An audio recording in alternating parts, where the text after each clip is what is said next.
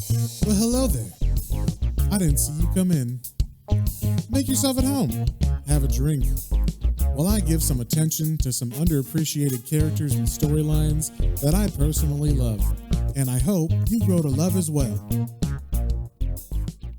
Hey there, everybody, and welcome back. Today we are starting a new run in Swamp Thing. That is right. This is the beginning of the Nancy Collins run, of which I have been told is one of the strongest, like next to the Alan Moore and Rick Veitch stuff. And I personally never read this. This was not in print until about 2 years ago, I think, when they recently printed the omnibus of it. And if you don't know, comic omnibuses are where they print like the entire run of a certain author or artist. So I think this run is about 40-ish issues, maybe 30-something issues. And I think that omnibus like went immediately out of print within a couple months because people hadn't read this for so long, and there was kind of a demand for it after all these years.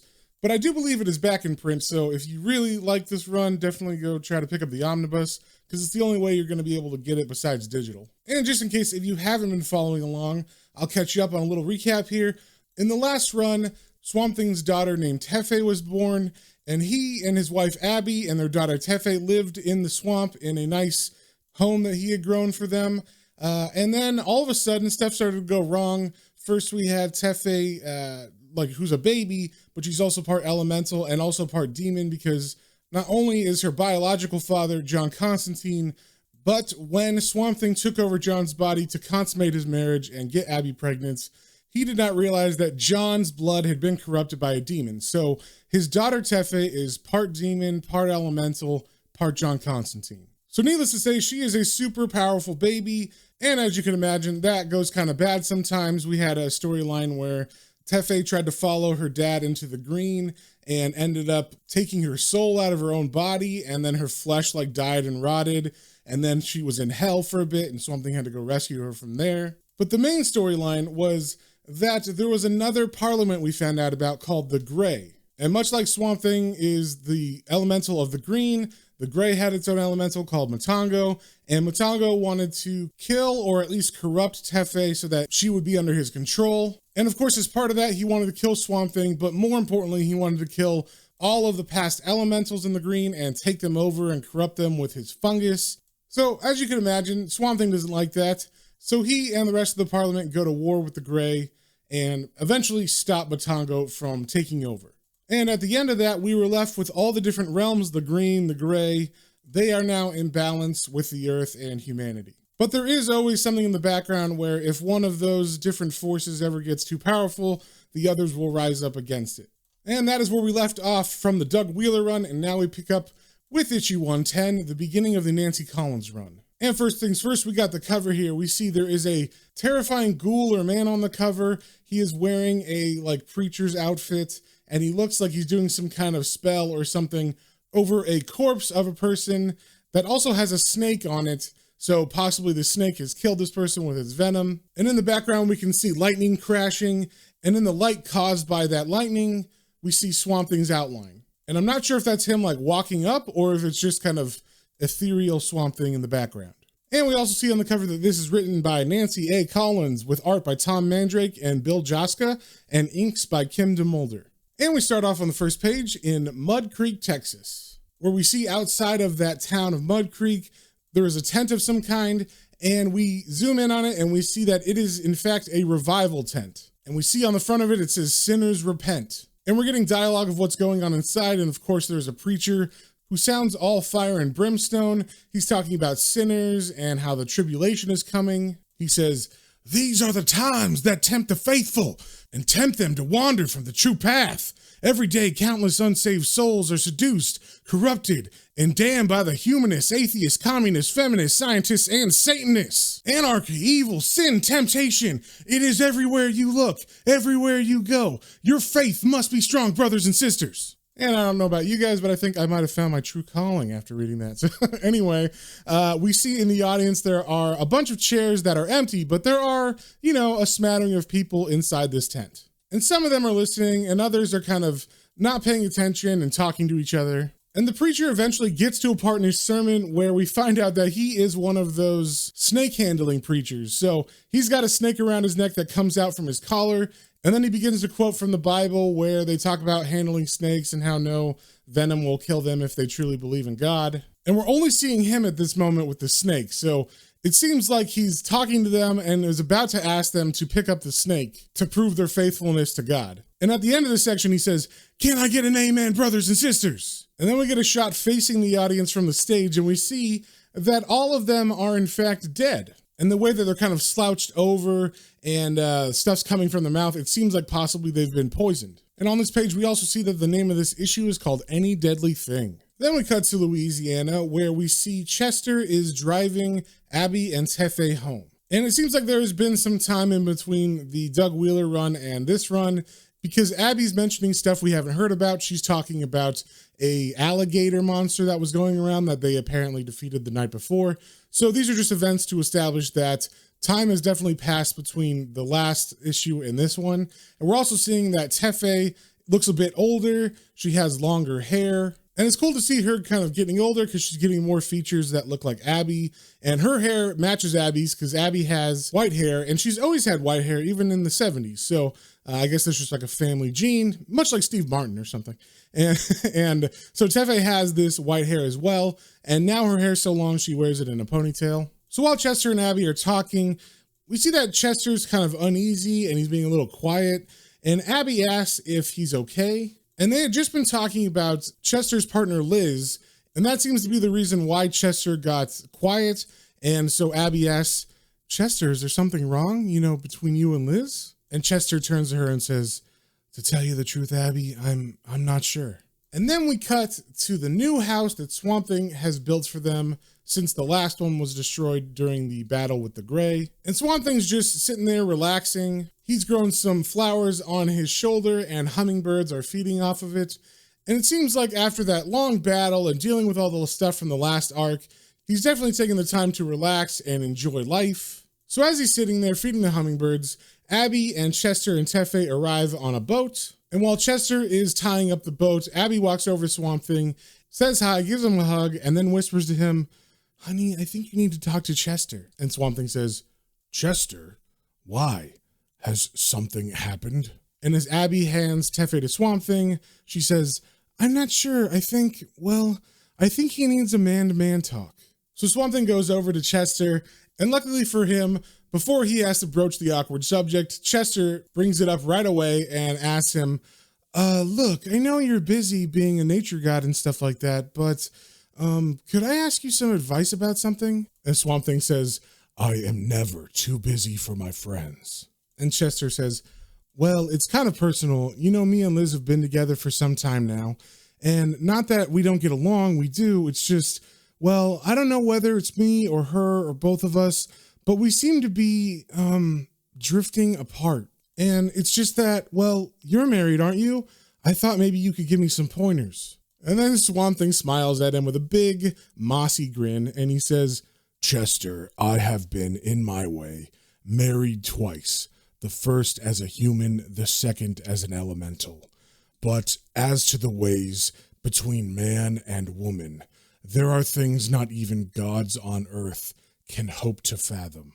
Then we cut to a stormy night where we see the preacher from before is now driving a truck into Louisiana. And as he's driving, he turns on the radio and it says, "In other news, authorities are still baffled by an apparent suicide cult discovered earlier this week in the isolated East Texas community of Mud Creek.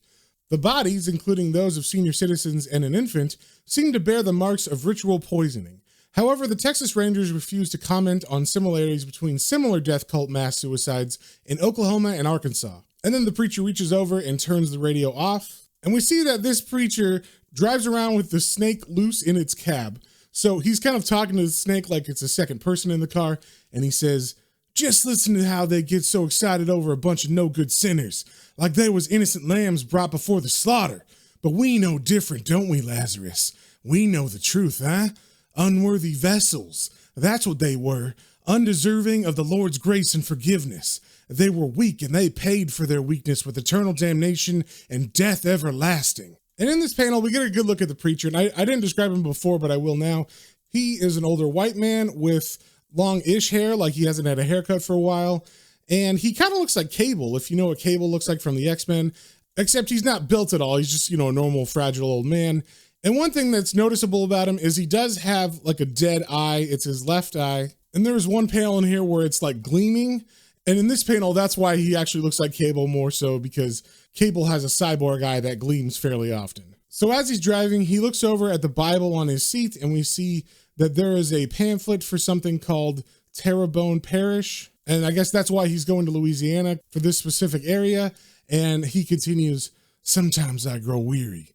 The Lord has set before me such a heavy task, but I will not shirk my duty. Perhaps I will soon find a worthy vessel." And as he says that, we see that his truck passes a sign that welcomes him to Terrebonne Parish. Then we cut to the next morning inside of Terrebonne Parish, and we find out a little bit about this place. We get some narration that says, "As far as most of the United States is concerned, this place does not exist. The Cajuns, however, have come to this town every Saturday since their people can remember. Though it is little more than a wide spot in the road, generations of Acadians have come here to trade furs for goods, meet up with friends, get drunk, share gossip, swap stories, and exchange tall tales. Many romances start here, so do many knife fights. The Cajuns call this place Paratonnerre, the lightning rod." And before we get into this section, I'm going to give a little disclaimer. A lot of this talking is in Cajun speak, which is like a mix of French and some other cultures put together. So to be respectful of that culture, I'm not going to read this as it is written, because I think it would put it in an accent that would make it sound stereotypical or possibly insulting. So what I'm going to do is what I've done in past issues, wherever there's Cajuns speaking, is I'm going to kind of translate as best I can, because some of the words, I don't know French, and I'm just kind of assuming that's what they mean just from the context of the words. So definitely check out the issue, which you can do digitally pretty easily, if you want to know what the Cajun dialogue says.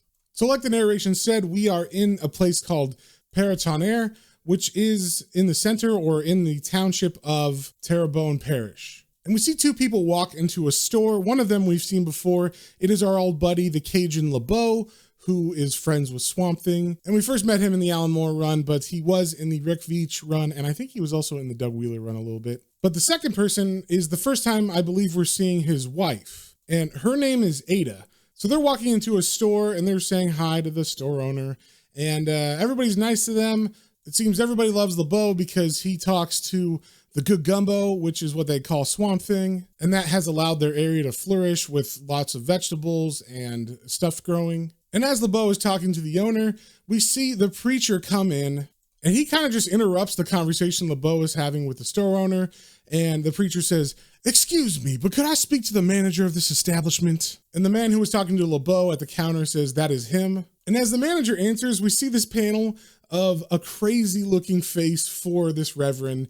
It's almost like he's putting on a fake smile and he doesn't know how to smile. So it's kind of like in Terminator 2, where the Terminator learns how to smile for the first time and he has to force his cheeks up very unnaturally. And that's what this preacher looks like. But it seems like the manager's kind of buying his happy attitude. So the preacher continues with his spiel and begins to hand out pamphlets and asks if he can put a stack of them on the counter.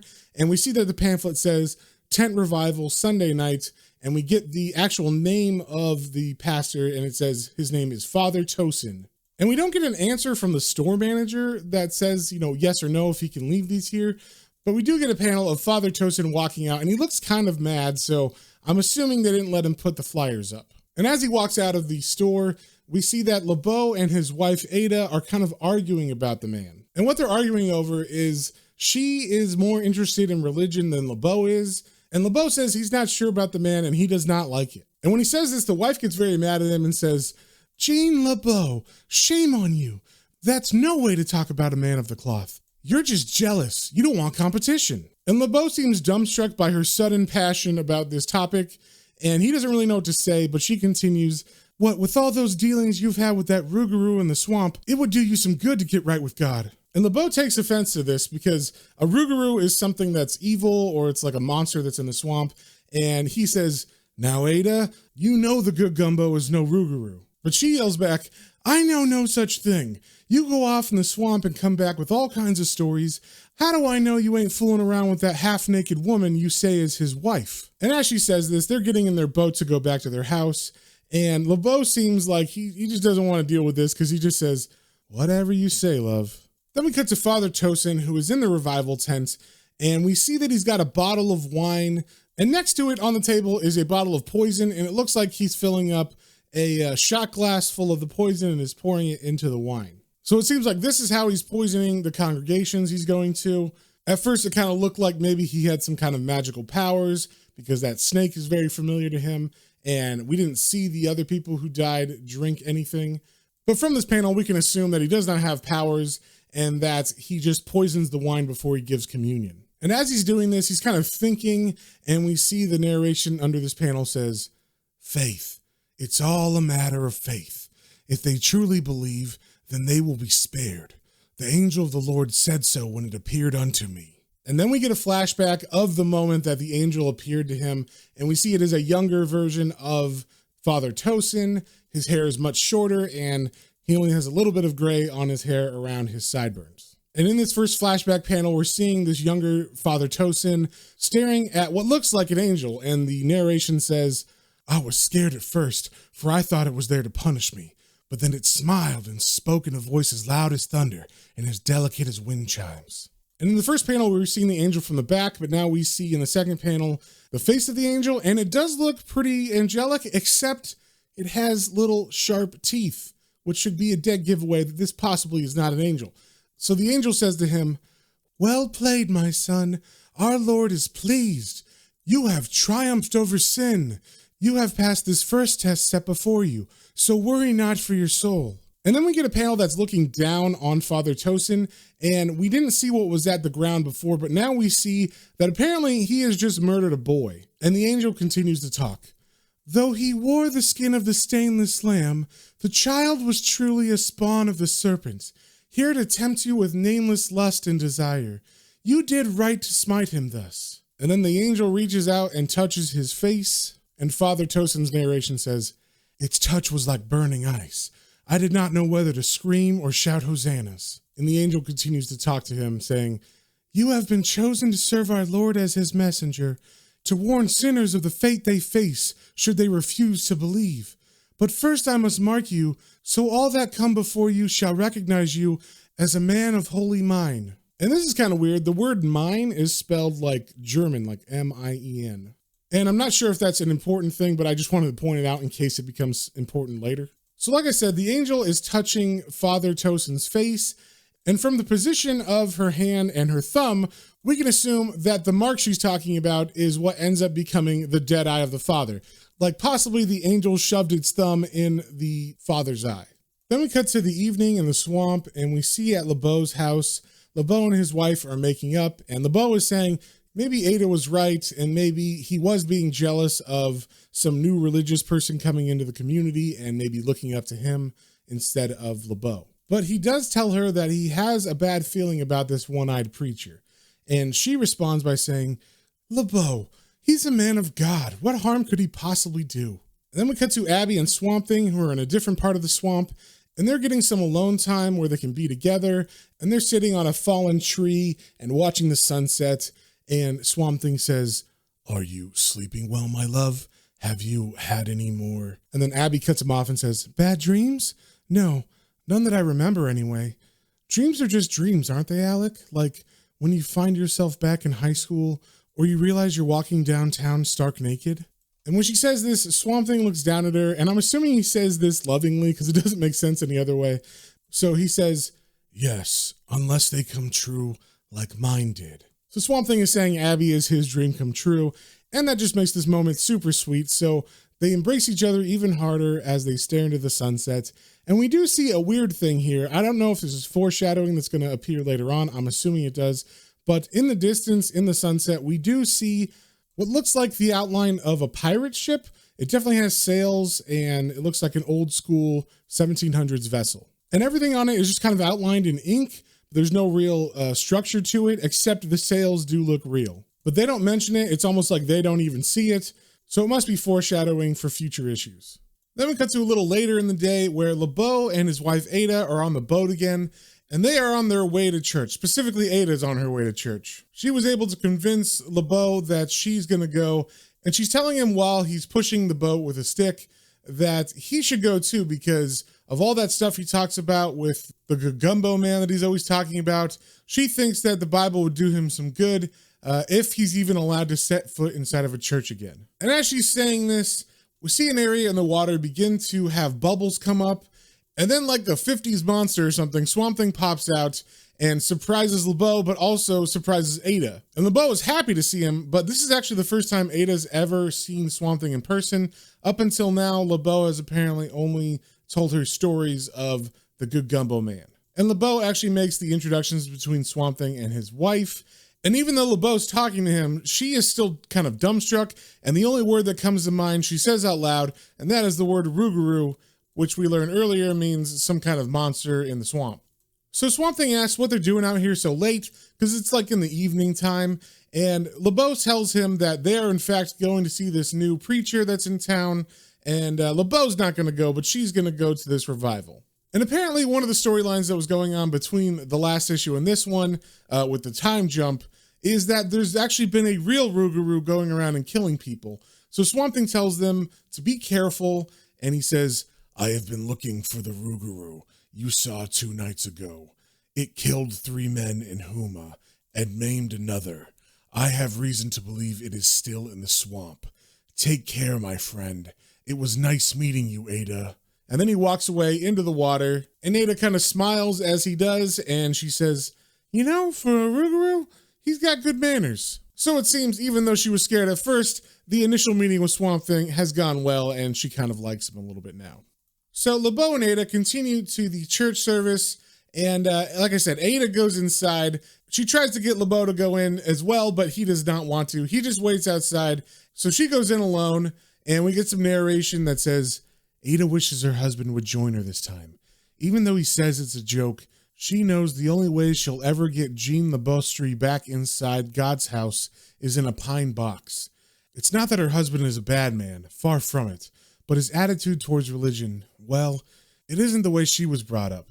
She realizes she's lucky, that things could have been worse. She knows she could have ended up with a God-fearing man that beat her and drank the children's shoe money, like so many other Acadian brides, charmed by a handsome face and a silver tongue. And she wonders if a man who traffics with Rougarous, even polite ones, is not in danger of damning his immortal soul. So we follow Ada into the tent, and she picks a seat and sits down amongst the other people there, and she looks down as she's thinking about LeBeau and possibly his soul being damned forever, and she looks pretty sad about it. And then we cut to Father Tocsin, who is waiting in the back area to come out to give his sermon. And he's pretty excited as he looks at the crowd out there, and he says, "It looks like a decent house, Lazarus. These backwater towns are always hungry for the word, even if they are undeserving." And then he walks out and he begins to give his fire and brimstone sermon. And Ada is pretty impressed by the way he's doing it. The narration says, Ada must admit that she's impressed.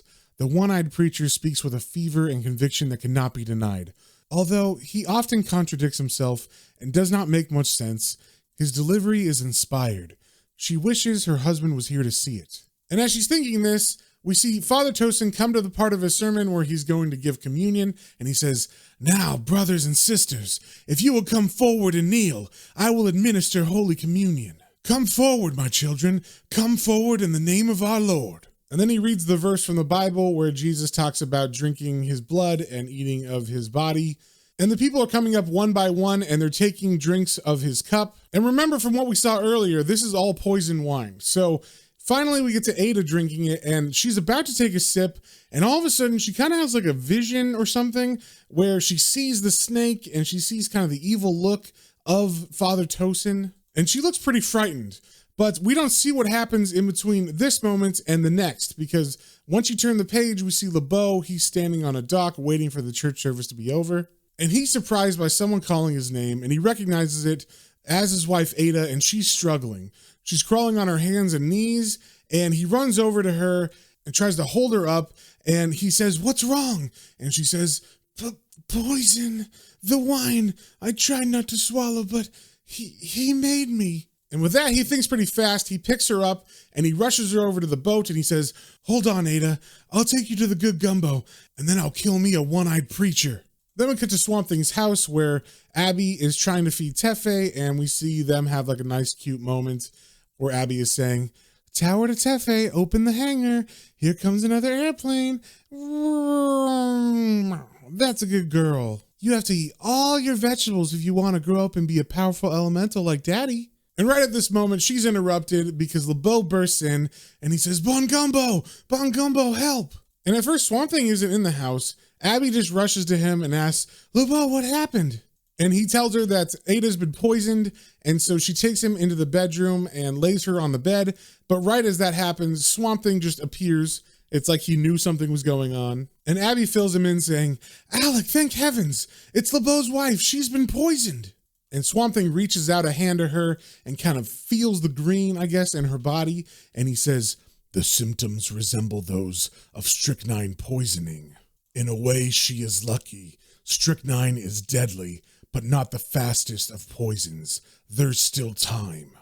And then Swamp Thing does something he hasn't done before. He actually grows a couple tentacles out of his body and he inserts them into her nose like oxygen tubes. And that's what these are. He's actually having his body make oxygen and then pump it to her through these tubes. And then at the same time, he's also going inside her body through the green and assessing how to move forward. And he says, strychnine attacks the nervous system, causing exaggerated muscle contractions. The victim's greatest danger comes from asphyxiation or strangling on their own vomit. I have neutralized the poison inside of her. The convulsions can be controlled by an antidote I can synthesize. And under Swamp Thing talking, we do get some panels of LeBeau looking kind of worried, not sure about all these tentacles going into his wife's body. But Swamp Thing reassures LeBeau saying, don't worry, my friend. I am only channeling oxygen into her. And then Abby says, Alec, it's working. The convulsions have stopped. And Swamp Thing replies, she is fortunate. Strychnine is derived from the dog button plant and therefore part of the green. But the danger is not over. There could be brain damage due to the oxygen starvation, or perhaps worse. And it seems like even though Ada's body is done convulsing, it looks like her body is tensing over and over and she looks in a lot of pain. And then all of a sudden, the body calms and everybody kind of looks over and they see that Tefe is standing there watching them. And Swamp Thing looks at her and says, thank you, Tefe. And then the next thing you know, Ada is actually conscious again. And LeBeau says, Mon chéri, for a moment I thought you were. But Ada cuts him off saying, I think I was, Jean. But she was there, the child, to hold my hand and keep me from leaving. And then Abby picks Tefe up like she's going to take her out of the room.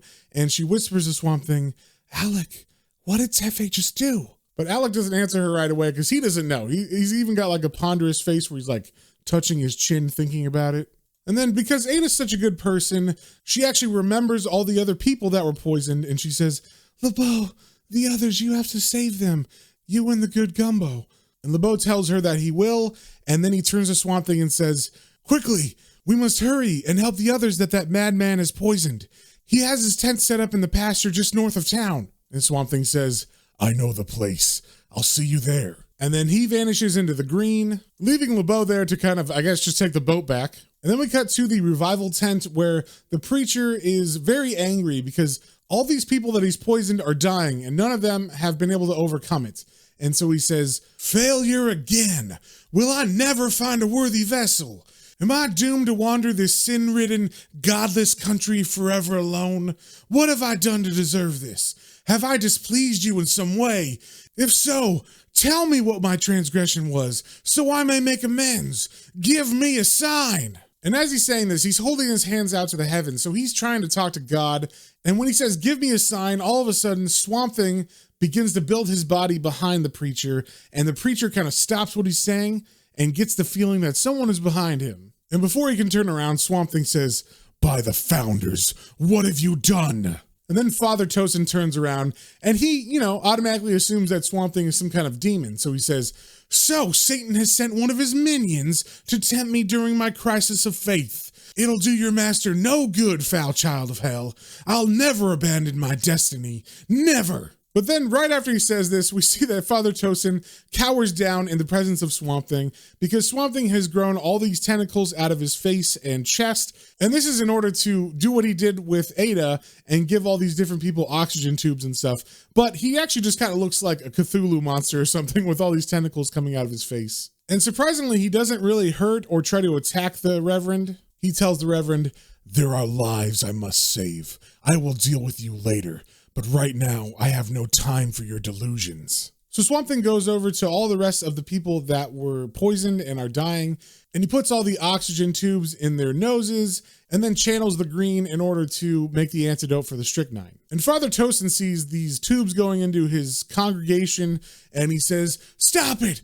Get thee hence, Satan! What do you think you're doing?" And Swamp Thing looks at him and says, "I'm being a good Samaritan."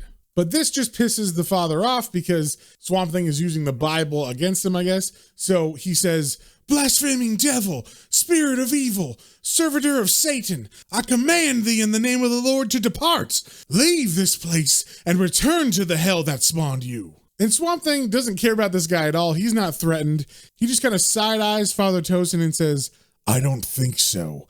And if you can't use that responsibly, you shouldn't have one at all." And what he's talking about is the Bible in Father Tocsin's hand, because he was waving it around in front of Swamp Thing's face. And all of a sudden, that Bible, which is probably covered with lots of spores and other micro plant life, begins to grow spikes out of it, like thorns almost. And the preacher is forced to drop it. And when this happens, he goes, "No, no, no." And he takes his snake Lazarus and he begins to run out of the tent. And it seems like he might get away. But as he runs out, we see another person standing there, and it is LeBeau.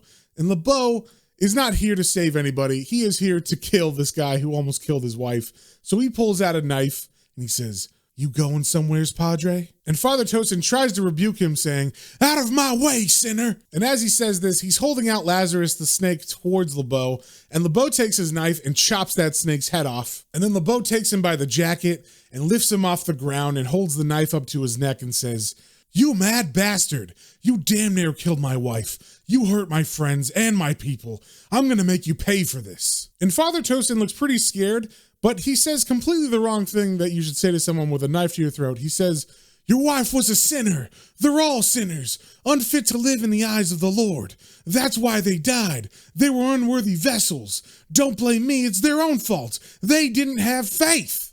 And then LeBeau looks at him and says, "If that's the case, why don't you drink from the same cup?" And it seems like LeBeau saying this has driven the pastor mad, because Father Tocsin gets this really crazy look on his face and he goes, "This is a test, isn't it?" And then he takes his dead snake Lazarus and he throws it into LeBeau's face. And LeBeau is surprised by this, so he drops the father. And then Father Tocsin proceeds to run back into the tent and grab the bottle of poisoned wine. And he says, "The angel said there would be tests to prove my faith. Satan is tempting me. He sent a demon here to try to make me doubt, to make me deny my faith. But it won't work. I'm too smart to fall in that trap." And as Father Tocsin runs up to the communion table, we see that the angel reappears to him in his mind, and it's pointing to the cup and smiling at him. So he grabs the cup and he begins to drink from it. And as he dies on the ground, LeBeau and Swamp Thing walk up, and LeBeau says, "You could have stopped him." And Swamp Thing looks at Father Tocsin's contorting corpse on the ground as his mouth begins to foam, and he says, "I decided to allow nature to run its course." And then they walk out of the tent, and he says, "I was too late to save all of them, but I believe most will recover." And LeBeau tells Swamp Thing, "I cannot thank you enough, Bon Gumbo, for what you did. You saved my Ada."